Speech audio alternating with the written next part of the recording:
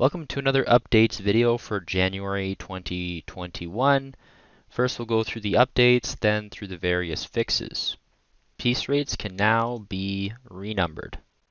With time amounts set to decimal, the time bank run result values will now display the time hours as a decimal value.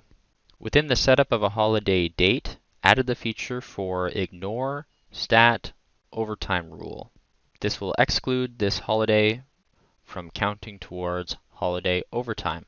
Change the wording in the system access log for entries from the time approval center to read approved from instead of locked from.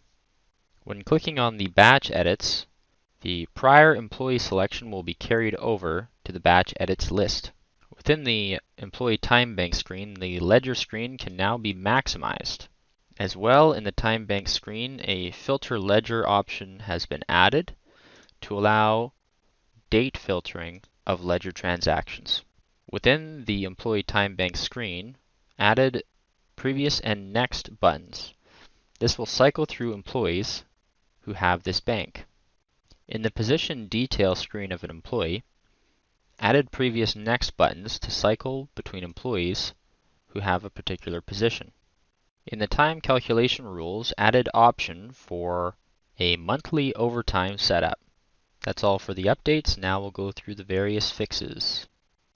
Fixed an issue where newly added transactions would not calculate correctly if the option for do you want to apply the highest rate to all records if an employee works a non-default position for 2 or more shifts was enabled. Fixed an issue where the new option for ignore stat OT rule would cause the holiday run to reject employees. Fixed an error on the system access log when double-clicking a large cell to see all the contents, but would throw an error if the user had removed some columns. Fixed an issue where an overtime bank would not close at the ceiling when that option was enabled.